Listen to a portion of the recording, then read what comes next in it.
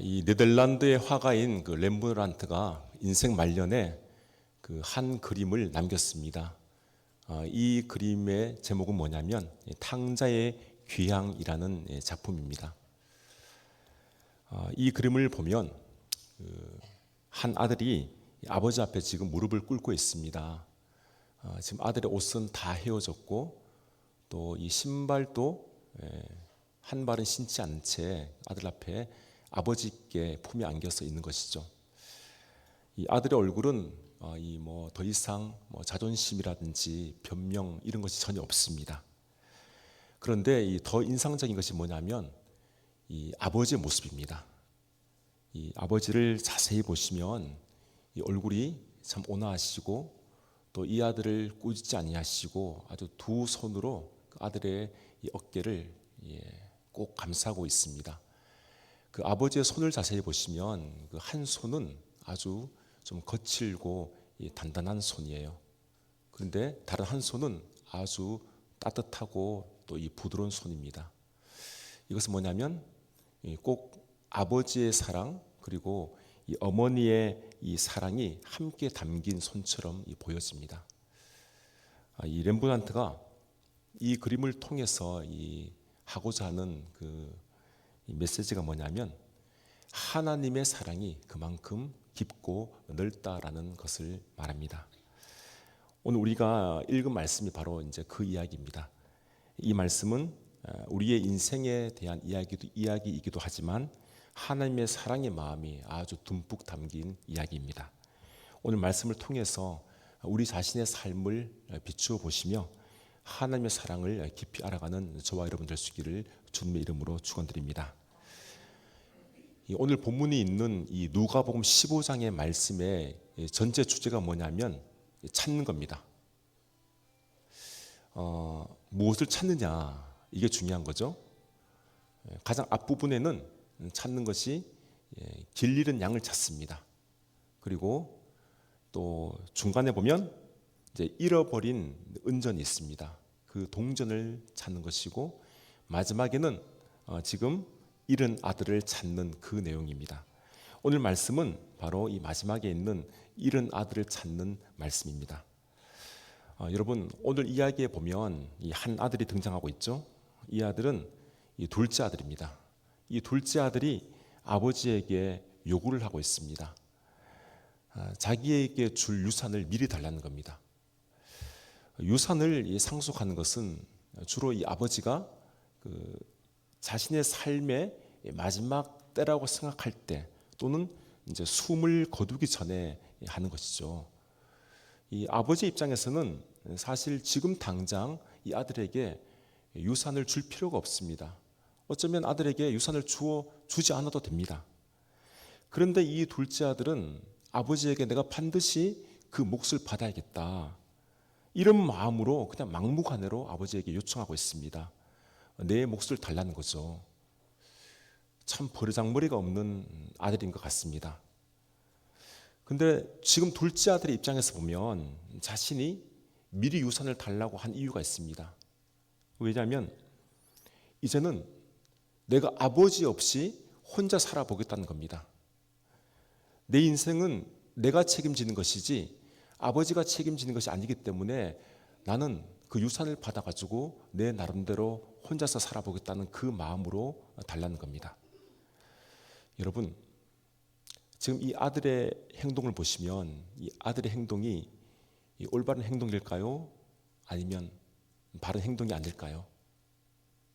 사실은 아들의 행동은 옳지 않습니다. 잘못된 겁니다. 왜냐하면 아들의 마음이 바르지 못하기 때문입니다. 이 말은 지금 정당하게 아버지에게 요구하는 것 같은데요. 이것은 그냥 자기 멋대로 살려는 그 마음이 있는 겁니다.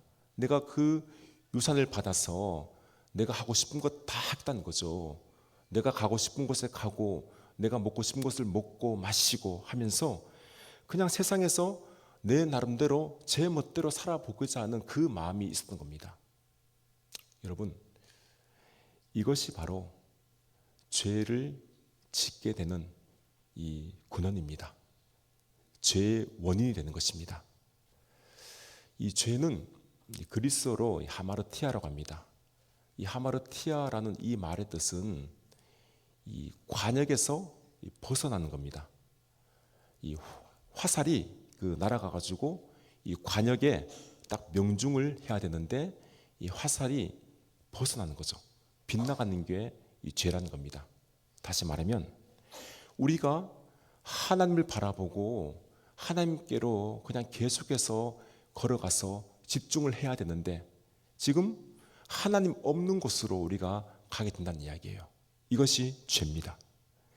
그래서 죄의 본질은 내가 하나님 없이 살겠다라는 그 마음입니다. 그래서 이 둘째 아들은 어떻게 하냐면 이 아버지를 다시는 보지 않기 위해서 먼 나라로 떠나게 됩니다. 처음엔 그 나라에 가서 너무 즐겁고 자기 나름대로 행복한 시간을 보냈습니다. 어느 누구에게도 방해받지 않고 그냥 자기가 좋을 대로 살고 있었습니다.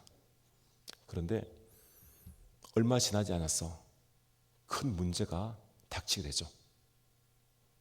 상속받은 그 많은 유산, 그 재산을 그냥 허랑방탕하게 다 써버리고 탕진해 버렸다라는 겁니다. 본문 13절 이렇게 말씀합니다. 그 후 며칠이 안 돼요. 둘째 아들이 재물을 다 모아가지고 먼 나라에 가 거기서 허랑방탕하여 그 재산을 낭비하더니. 성도 여러분, 재산은 모으는 것은 참 힘이 들고 어려운 거지만 쓰는 것은 금방입니다. 세상에서 허랑방탕하게 살게 되면 내가 가지고 있는 재산은 어느 순간에 그냥 훅 하고 날아가 버립니다. 이 아들이 먼 나라로 갔다는 것은 어느 장소를 말씀하고 있는 것이지만 사실 이 말씀은 예수님께서 비유로 하신 말씀이기 때문에 본래 이런 뜻이 있습니다. 먼 나라로 간 것은 그 장소를 말하는 것이 아니라 하나님과 멀어진 삶을 의미하는 겁니다. 하나님과 멀리 떨어진 거죠. 하나님과 거리가 점점 멀어지게 되면 그의 삶은 결국 어떻게 되냐? 그의 삶은 영적으로 타락한 삶을 살아갈 수밖에 없다는 이야기입니다. 처음엔 하나님을 떠나서 막 재산도 있으니까 세상 연락을 즐기고 막 살아가고 이 삶이 행복하다고 여기겠지만 그 마지막은 비참한 생활을 할 수밖에 없습니다. 경제적인 어려움도 오고요. 자존감도 무너지게 되고 친구도 다 떠나버리고 결국 자신의 모든 삶이 엉망이 되어버립니다. 그 삶을 살아갈 의미가 그에게 없어지게 되는 것이죠. 지금 둘째 아들 보십시오. 그의 인생이 완전히 공두박질 쳐서 재산도 친구도 그 어떤 것도 남아있지 않습니다. 결국은 돼지 치는 자리까지 가게 됩니다. 유대인들은 이 돼지를 아주 부정한 짐승으로 보고 있습니다. 우리는 이 돼지를 너무나 좋아해서 돼지 고기도 마음대로 먹고 하는데요. 유대인들은 그렇지 않습니다. 부정한 짐승이기 때문에 그 고기는 전혀 먹지 않습니다. 이 아들이 돼지를 쳤다는 것은 완전히 영적으로 부정해졌다는 의미입니다. 심지어는 너무 배가 고파서 이 돼지가 먹는 지엽 열매를 먹고 배를 채우고자 하는데 그 지엽 열매마저도 주는 사람이 없습니다. 그 배가 그냥 쫄쫄 굶는 것이죠. 여러분, 사람이 하나님을 떠나게 되면 이렇게 된다는 사실을 우리 예수님께서 가르쳐주고 있는 것입니다. 하나님을 떠난 인생은 그의 영이 완전히 타락하고 무너지고 파멸에 이르게 된다는 사실입니다. 이 세상은 늘 우리를 유혹해요. 늘 우리를 좋은 것으로 막 유혹해서 죄를 짓게 만듭니다. 내가 좋아하는 대로, 내가 하고 싶은 대로 그냥 마음대로 살라고 이 세상은 그런 시험을 우리에게 주고 있습니다. 그러나 우리가 알 것은 이런 세상의 삶은 결국 하나님을 떠나는 삶이다라는 사실입니다. 하나님을 떠나게 되면 마지막은 파멸과 죽음밖에 없습니다. 그 사실을 오늘 우리에게 말씀합니다. 이제 아주 중요한 이 전환점의 말씀이 나옵니다. 17절 말씀이죠. 이에 스스로 돌이켜 이르되 내 아버지에게는 양식이 풍족한 품꾼이 얼마나 많은가. 나는 여기서 줄여 죽는구나. 이 아들이 스스로 돌이켰다라는 겁니다. 지금 내 상황을 알고 있다는 이야기예요. 지금 내 사정이 어떤지, 내 형편이 어떤지를 이 아들이 깨달은 겁니다. 지금 상태가 정말 초라한 상태, 비참한 상태인지를 자기가 인정을 했습니다. 여러분, 돌이켰다라는 이 말씀이 바로 무엇을 말하는가 하면 회개를 말합니다. 회개는 삶의 방향을 전환하는 거예요. 방향을 바꾸는 겁니다.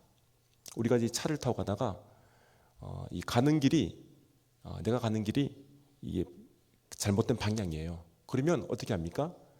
차를 몰고 가다가 방향을 바꾸어야 되죠. 유턴해야 됩니다. 삶의 방향을 유턴하는 것, 이것이 바로 회개입니다. 내 삶이 잘못된 방향으로 가고 있다면 이제 옳은 방향으로 내가 돌아서는 거죠. 아들이 이렇게 말합니다. 18절에 보시면 앞부분에 내가 일어나 아버지께 가서 이르기를, 내가 일어나 아버지께로 가겠다. 지금 내 처지가 완전히 잘못되었기 때문에 이것을 깨달았으니 나는 이제 일어나서 아버지에게로 가겠다. 새로운 삶을 내가 시작하겠다. 이 아들이 결단한 것입니다. 사랑하는 여러분, 우리의 인생 가운데 바뀐 순간이 언제입니까? 그 전환점이 언제였습니까? 그것은 내가 깨달았을 때가 아닙니다. 물론 내 인생을 내가 깨닫는 것도 중요한 것이지만 더 중요한 것은 깨닫고 그것을 결단하여서 행할 때입니다. 일어나서 아버지에게로 갈 때 인생이 완전히 바뀌게 되는 겁니다. 지금 아들의 모습을 보면 형편이 없죠. 처음 우리가 그림을 보았지만 이 아들의 옷은 그 누더기 옷이에요. 신발도 없어서 한쪽은 다 떨어진 신을 신고 있지만 다른 쪽은 그냥 맨발입니다. 돼지를 쳤기 때문에 제대로 씻었겠습니까? 몸에는 아주 고약한 냄새가 진동합니다. 완전히 세상에서 실패해서 낙오자의 모습으로 이 아들이 아버지에게로 찾아온 겁니다. 그래도 아버지는 이 아들의 상태를 보고 다른 말 하지 않습니다. 문제를 삼지 않습니다. 중요한 것은 방향을 전환하는 겁니다. 우리의 인생이 어디로 방향을 전환해야 하겠습니까? 아버지에게로. 아버지에게 가야 됩니다. 그 아버지는 바로 하나님 아버지께로 우리가 돌아가야 한다는 말씀입니다.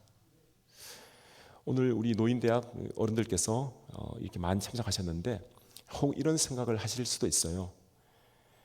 지금 내 나이가 얼만데 지금 와서 하나님을 믿는 것이 늦은 것은 아닐까?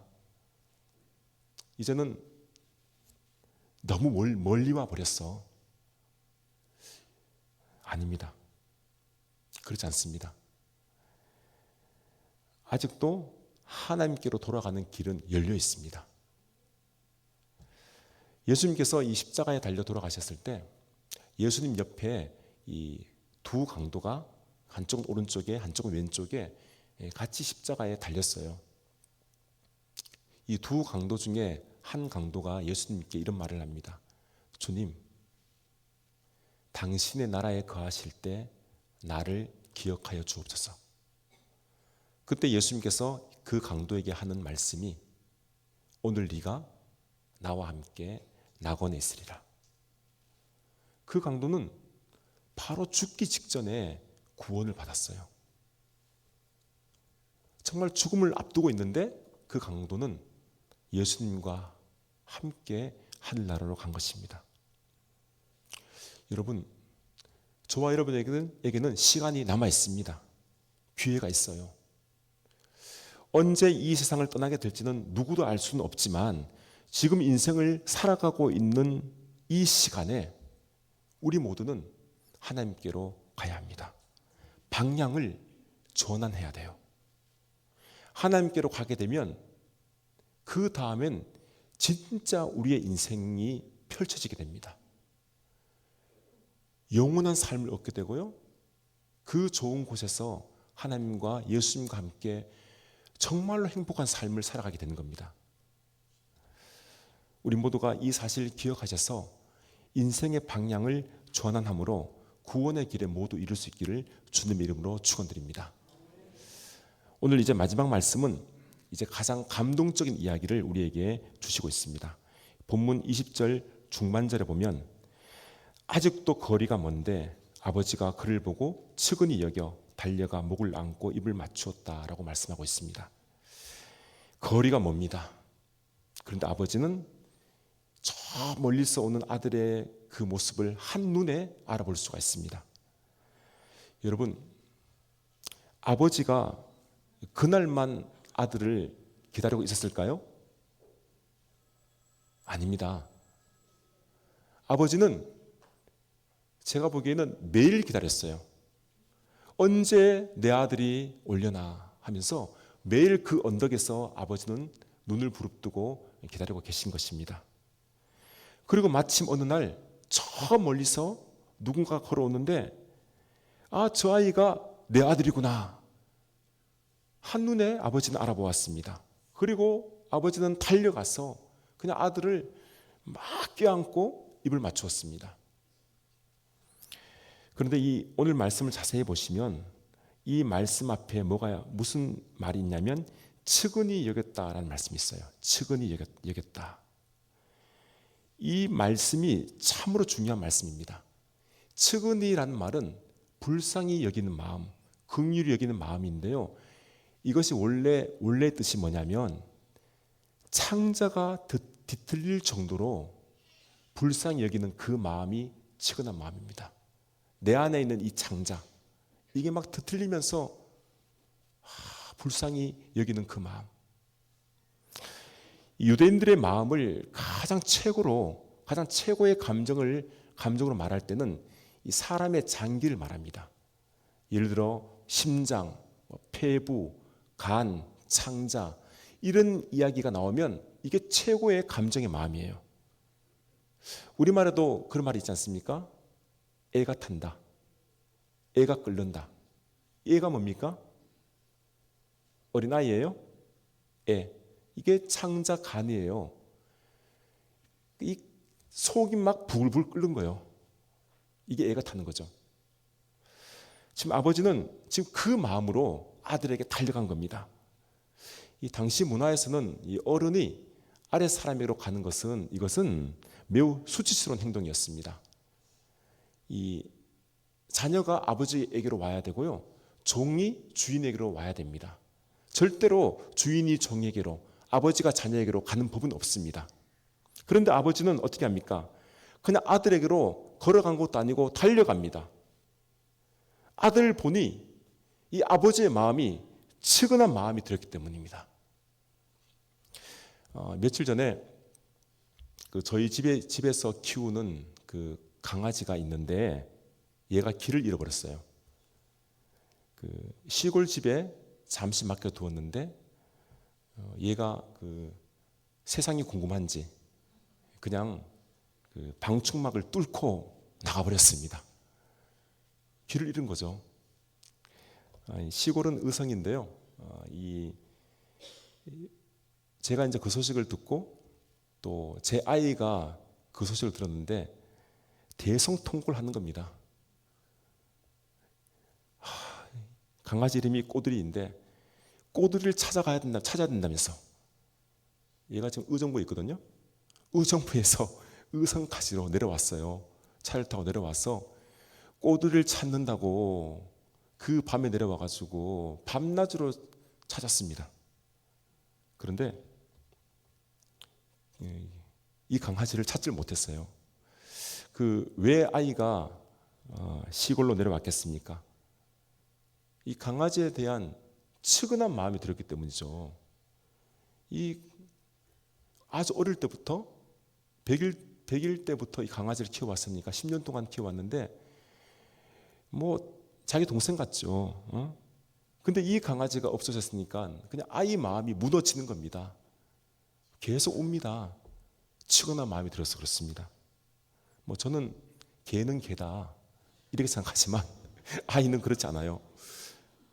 여러분, 한낱 이 미물에게도 이런 마음이 드는데요. 우리 아버지, 하늘 아버지 하나님께서는 이보다 수천 배, 수만 배의 측은한 마음을 가지고 계십니다.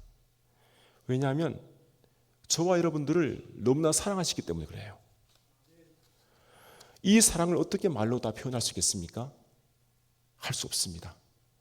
측은히 우리를 사랑하셔서 당신의 독생자 예수님을 이 땅에 보내셨고 그 아들을 십자가에 달려 죽게 만드셨습니다. 예수님도 하나님이십니다. 그런데 나무 십자가에 하나님이 달려서 죽으신 거예요. 왜 그렇게 하셨습니까? 하나님께서 우리를 보시고 측은한 마음이 들었기 때문입니다. 우리를 너무나 사랑하셔서 애가 끓는 겁니다. 어떻게 해야 우리 사람들이, 저 인간들이 구원을 받을 수 있을까? 나와 함께 살 수 있을까? 이런 마음이 들었기 때문에 하나님께서는 예수님을 죽이신 거예요.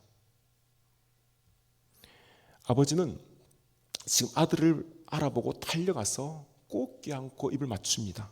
그리고 집으로 돌아와서는요, 누더기 옷을 벗기게 막 벗기고 제일 좋은 옷으로 갈아입힙니다. 또 손에는 아들의 신분을 나타내는 가락지, 반지를 끼웁니다. 신발을 신겨서 이제는 종이 아닌 자유인으로 만들어버립니다. 마지막엔 이 아들을 위해서 큰 잔치를 베풉니다. 여러분, 이 마음이 바로 아버지의 마음입니다. 하나님의 마음입니다. 저 먼 나라에서 노예가 되었던 그 아들을 이제는 자유인으로, 아들의 신분으로 회복을 시켜주셨습니다. 그 아들에게 권세를 주셨어요. 이제는 슬픔이 없는 행복한 삶을 살아가라고 아들을 회복시켜 주신 것입니다. 이 모든 것을 아버지께서 그냥 값 없이 아들에게 준 것입니다. 성도 여러분, 저와 여러분들도 둘째 아들과 같습니다.